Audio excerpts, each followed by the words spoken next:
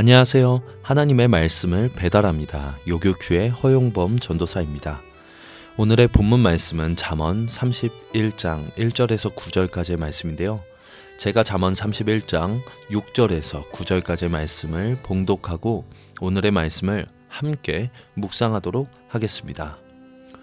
독주는 죽게 된 자에게, 포도주는 마음에 근심하는 자에게 줄지어다.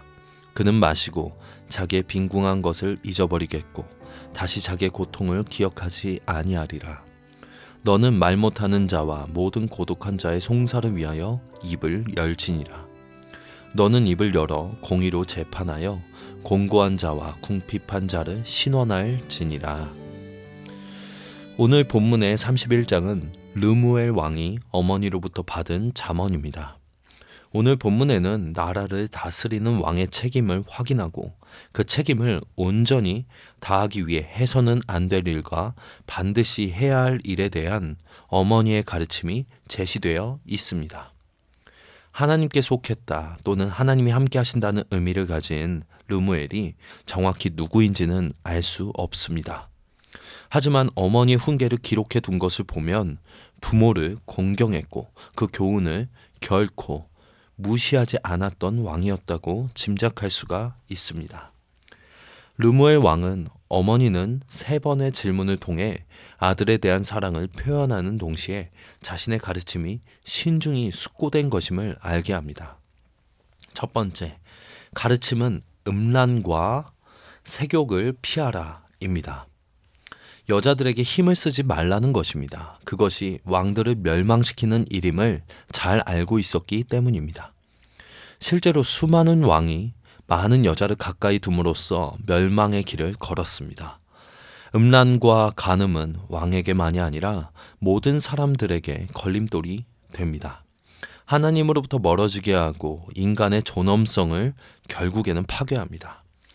점점 더 음란해지는 세상 가운데 우리는 이런 악에 물들지 않도록 왕뿐만이 아닌 우리 또한, 하나님의 백성인 우리 또한 계속 주의해야 합니다.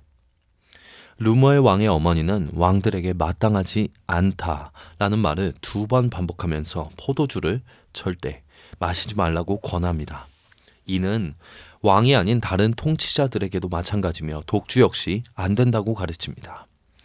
술을 마시는 것 자체가 죄라고 말할 수는 없겠습니다. 그런데 술은 고통과 근심, 빈궁함을 잠시 잊고 달래고자 하는 사람들에게 유용한 것이지 법을 바르게 집행하고 공고한 자들을 다스리며 공정하게 재판해야 하는 사람들에게는 결코 유익한 것이 아님을 설명합니다.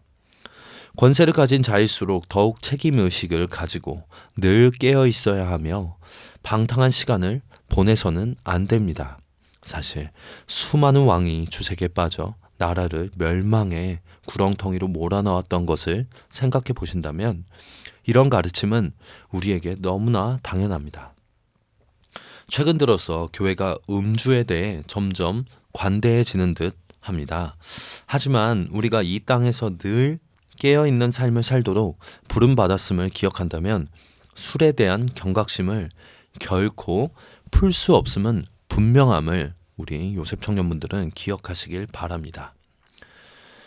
근래에 만나는 몇몇 크리스천들에게 이런 말을 들었습니다. 유럽은 다 술을 허용한다. 우리나라만 이런 것은 여러 상황들이 있지만 술이 죄가 아니라는 것이다. 물론 위에 말씀드린 것처럼 술이 죄는 아닙니다. 하지만 바울이 자신이 고기를 먹는 것이 누군가에게 본이 되지 못한다면 고기를 먹지 않겠다고 말했던 것처럼 우리나라는 특수한 여러 환경들이 있습니다. 하지만 그 환경 속에서 우리는 자신에게 물어봐야 합니다. 정말 내가 주님을 사랑한다면 어떻게 행동해야 하는지.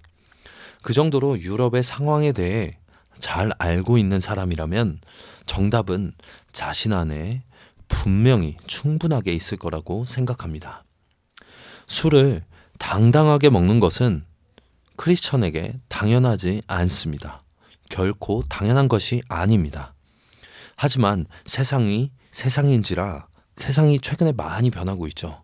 그렇기 때문에 하나님을 사랑함을 근본으로 해서 어떤 하나님께서 주시는 뱀처럼 지혜롭고 비둘기처럼 순결한 지혜가 우리에게는 필요합니다. 저에게 그 말을 했던 사람은 같은 자리에 있었는데 그 말을 하고 난 후에 제 눈을 못 쳐다보고 뭔가 찔리는지 술을 편하게 먹지 못하는 모습을 봤습니다. 물론 여러 가지 이유가 있겠습니다만 제 존재 자체가 불편하게 했겠죠. 하지만 우리는 주님을 사랑하는 지혜로 이 모든 것들을 대해야 함을, 이 상황들을 대해야 함을 결코 잊으면 안 됩니다. 그리고 르무엘 왕의 어머니는 아들의 왕으로서 주색에 빠지지 않도록 경계한 후에 왕의 사명에 집중하라고 가르칩니다.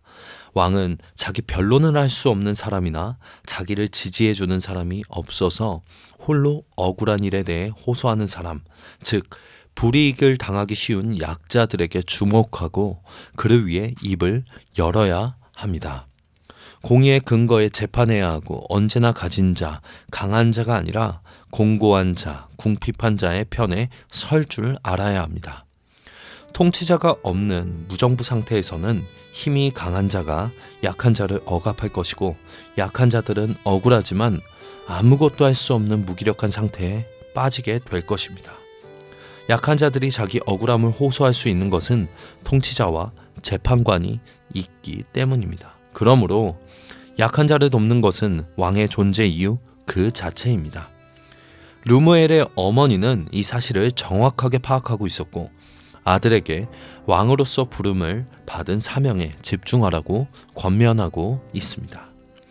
르무엘 왕은 자신의 어머니가 아들의 안위를 추구하기보다 아들이 왕의 사명을 잘 감당하기를 그 어머니께서는 바라고 있었던 것 같습니다. 복된 삶은 세상에서 많은 것을 누리는 삶이 아니라 하나님께 받은 사명을 온전히 잘 감당하는 삶, 하나님의 나라를 위해 필요한 일을 잘 감당하는 삶입니다.